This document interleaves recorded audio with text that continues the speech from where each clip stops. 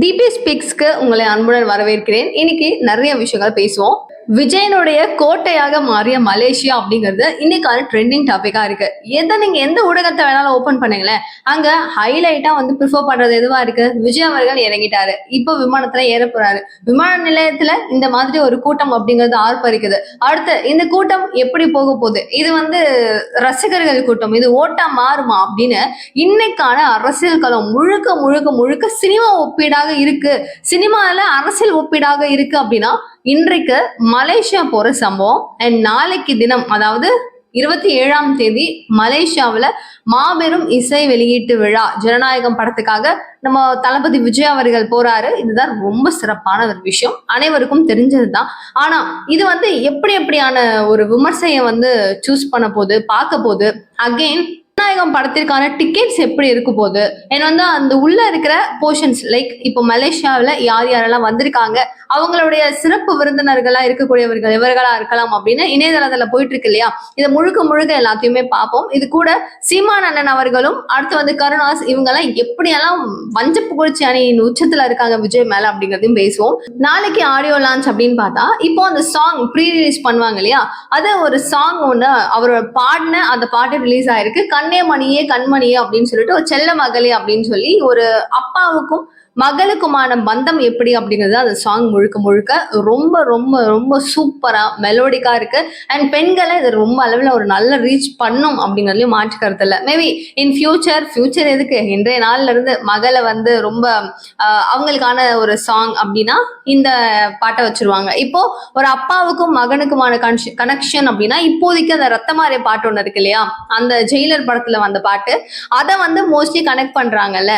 அதே மாதிரி இந்த சாங் பெண்களுக்கு இவ்வளவு நாள் அபியும் நானும் படத்துல இருந்த சாங்ஸ் எல்லாம் கோடா பண்ணுவாங்க. பட் சீரியஸ்லி இதுக்கப்புறம் இந்த மேக் ஓவர், இந்த சேஞ்ச் ஓவர் அப்படிங்கிறது வரும் காலத்தில் நடக்கும் அப்படிங்கிறதும் ஒரு பதிவு.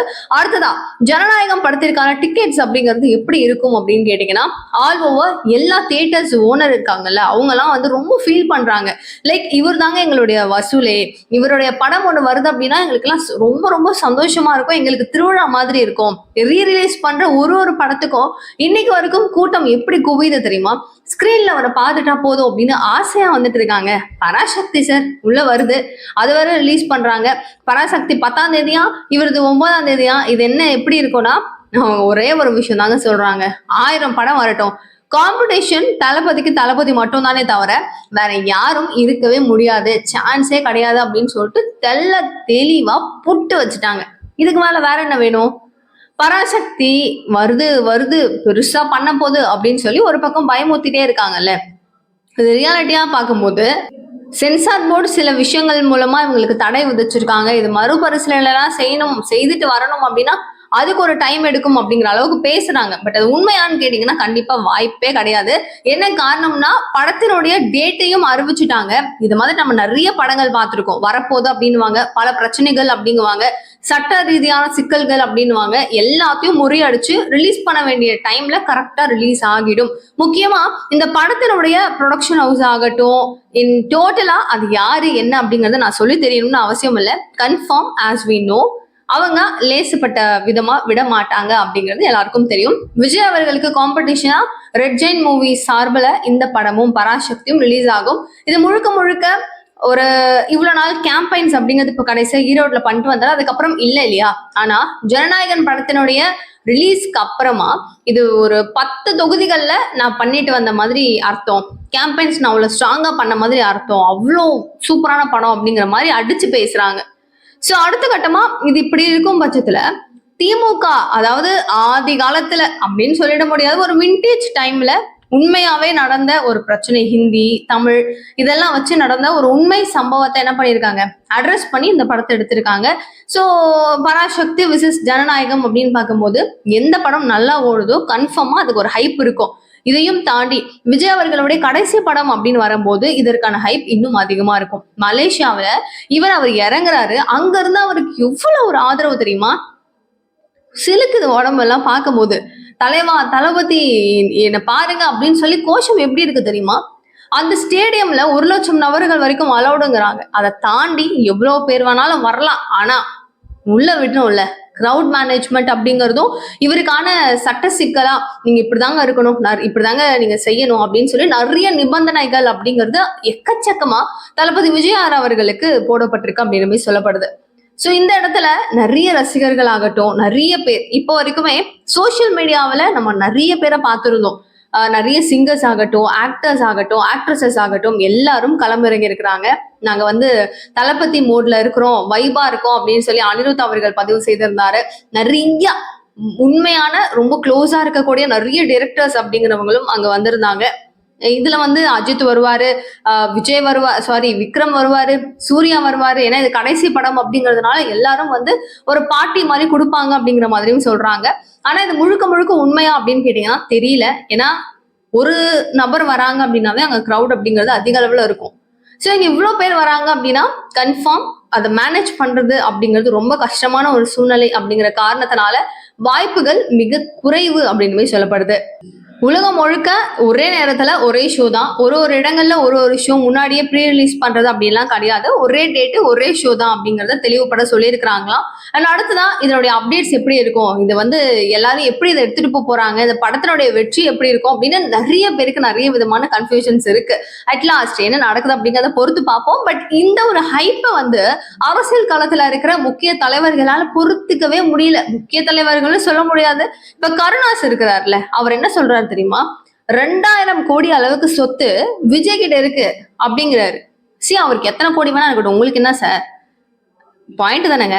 2000 கோடி சொத்து இருக்கு, நீங்க என்னமோ 200 கோடியை விட்டு வந்துட்டாரு, 500 கோடியை விட்டு வந்துட்டாருன்றீங்க. 2000 கோடி சொத்தை சேர்த்து வச்சுட்டு தான் மனுஷன் வந்திருக்காரு. அப்படி பார்த்தாலுமே ஒரு வருஷத்துக்கே 500 கோடி அளவுக்கு அவருக்கு சம்பளம். ஓகேவா? 500 கோடி. அப்போ அடுத்தது 1000 கோடி, 1500 கோடி, 2000 கோடி. 4 வருஷத்துல மனுஷன் இன்னும் எவ்வளவோ சம்பாதிச்சிருக்க போறாரு. கரெக்ட் தானேங்க? இப்ப இந்த 2000 கோடி கம்மி தானே. அப்ப அவர் வாங்கின சம்பளத்துக்கு நிறைய பேருக்கு உதவியாவே செய்துட்டாருல, எவ்வளவோ உதவிகள் செய்துட்டு இருக்கிறாருல.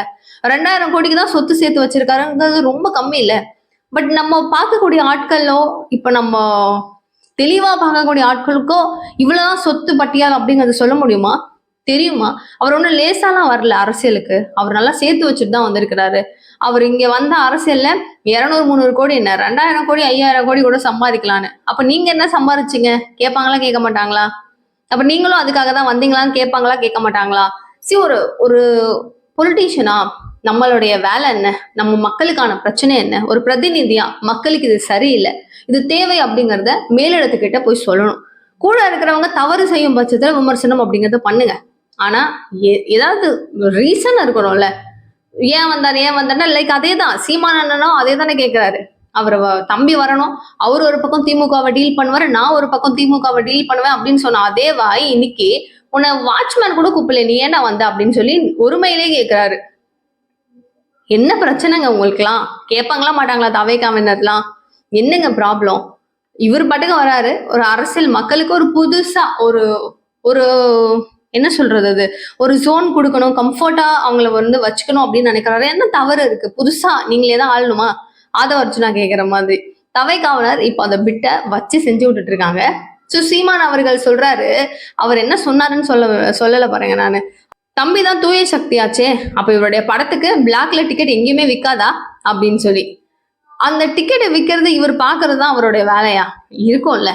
இது எங்க இப்ப நம்ம கண்ணு முன்னாடியே இருக்கோம், எப்படி வேணா அங்க நடக்கும். அதுக்கு பார்த்துட்டு விஜய் எங்க இது மாதிரி நடக்குதா அப்படின்னு சொல்லியா பாப்பாரு?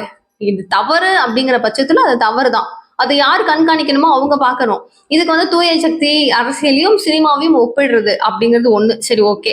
அடுத்து சினிமா பயலுங்க பின்னாடி போக வேணாம் அப்பயே சொன்னாங்க அப்படின்றாரு. இவரெல்லாம் வந்து நானு அந்த படத்து பேரை மறந்துட்டேன். ஆனா சூப்பர் படம். 4-5 பேர் சேர்ந்து நடிச்சிருப்பாங்கல்ல, அண்ணன் தம்பிங்க படம். சூப்பரா இருக்கும் அந்த படம். ஐயோ பேர் நான் மறந்துட்டேனே.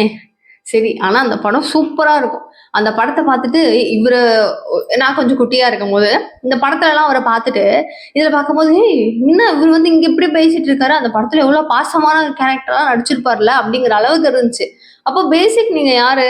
சினிமா துறையில இருந்து தானே நீங்களும் வந்திருக்கிறீங்க. எதுக்கு விமர்சனம் பண்ணி நீங்க உங்களை மாட்டி விட்டுக்கணும்ன்றதுதான், வேற ஒன்றும் நான் சொல்ல வரல. சரி, ஓகே. ஓவரால் வீடியோ எப்படி இருந்துச்சு அப்படிங்கறத மறக்காம கீழே கமெண்ட் பாக்ஸ் சொல்லுங்க. நிறைய விஷயங்கள் பேசலாம். நிகழ்கால நிகழ்வுகளுக்கு சேனலை சப்ஸ்கிரைப் பண்ணிக்கோங்க.